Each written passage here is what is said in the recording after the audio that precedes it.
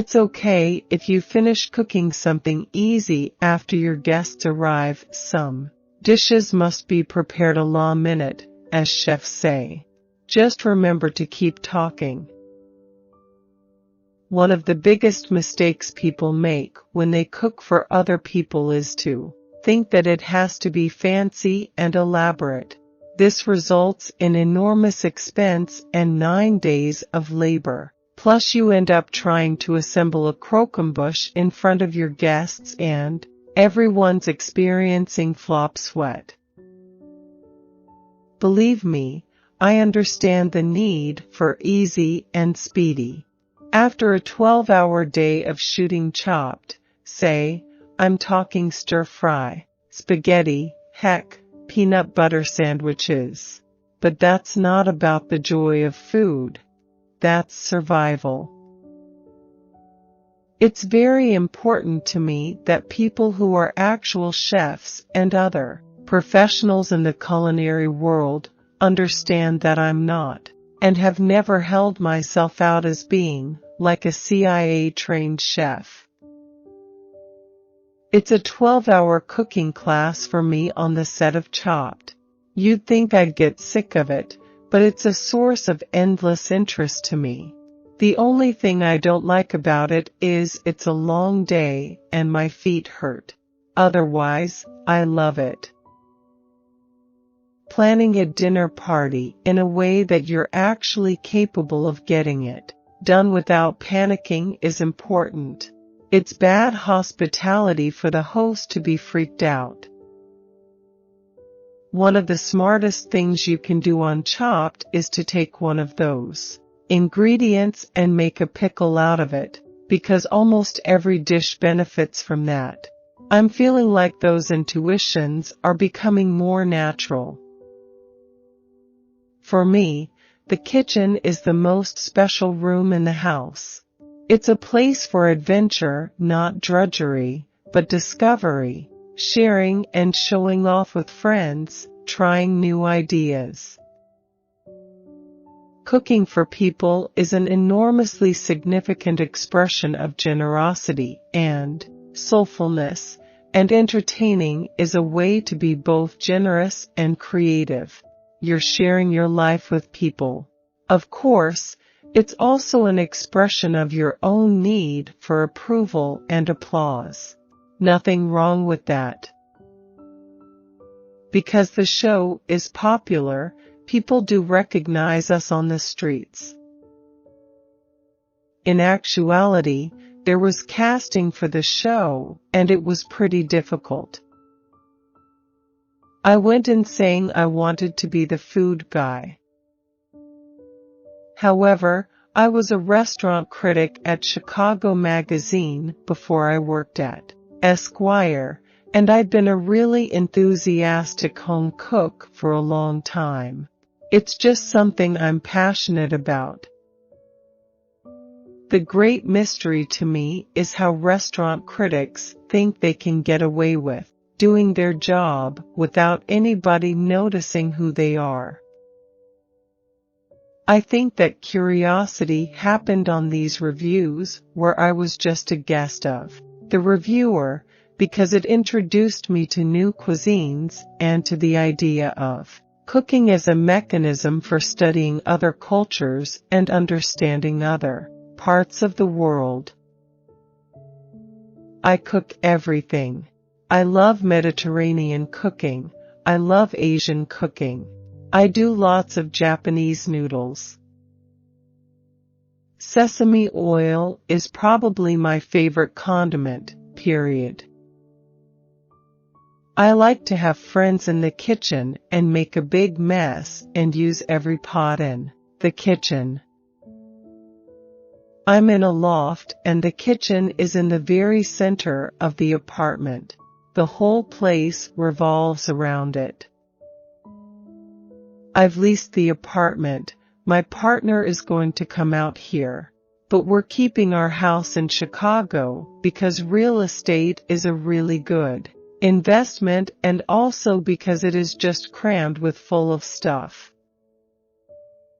My place in Chicago is a 105-year-old house, but I really like contemporary spaces too, so it's refreshing and fun to be in a space where you can do contemporary things. I really have a great deal of humility in that department, and a great deal of respect for people who spend their lives learning how to make these amazing preparations. What I bring to the table is a huge enthusiasm and love for this stuff. My whole problem is that all of my favorite things at Thanksgiving are the starches, and everyone is trying to go low carb this year. Even a green vegetable has carbs in it. For each episode, the 5 of us are all wearing clothes by the same designer.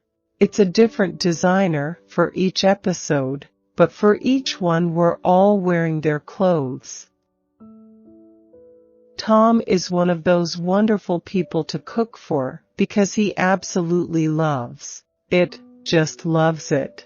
He loves to eat and drink, and he'd be a great guest at any dinner party. Well, we don't take money from people and then show the product.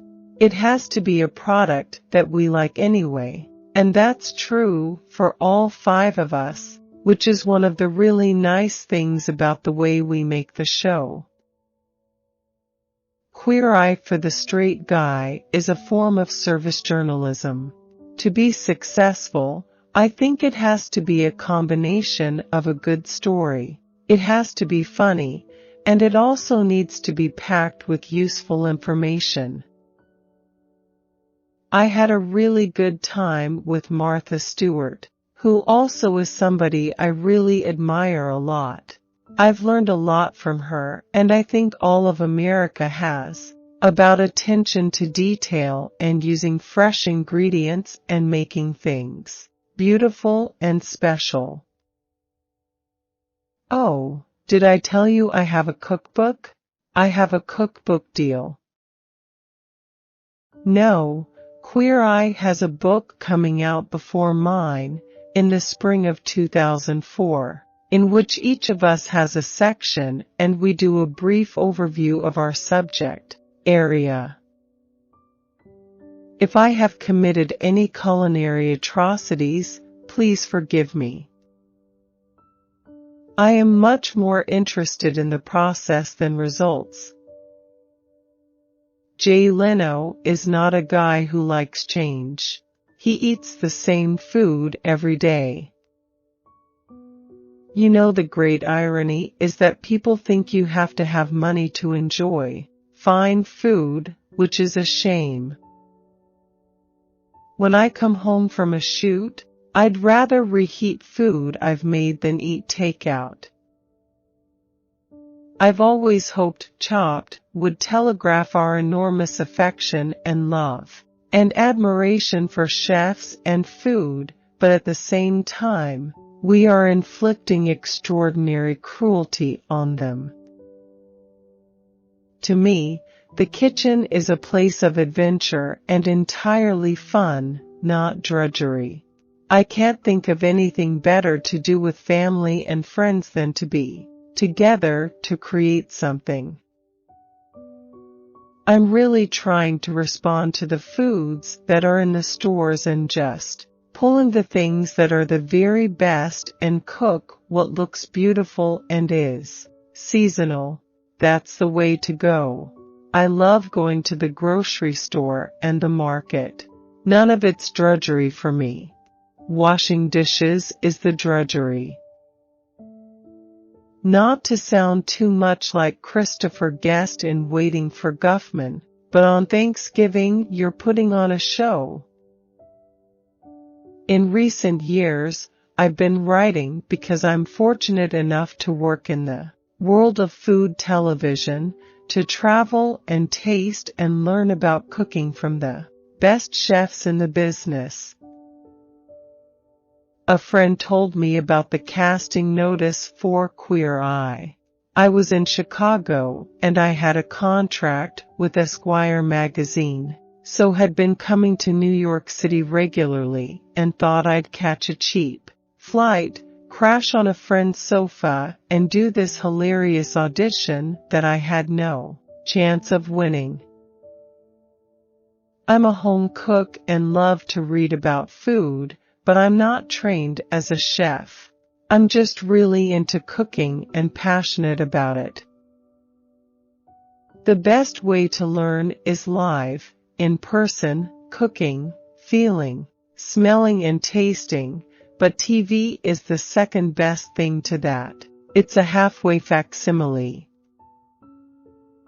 I think what I do differently from a lot of TV chefs is that I break down barriers and make fine food more accessible to the regular person who might be intimidated. I try hard, particularly with wine, to make it not intimidating. It's sort of a teaching job. Cooking allows you to have travels, adventures and journeys without going anywhere.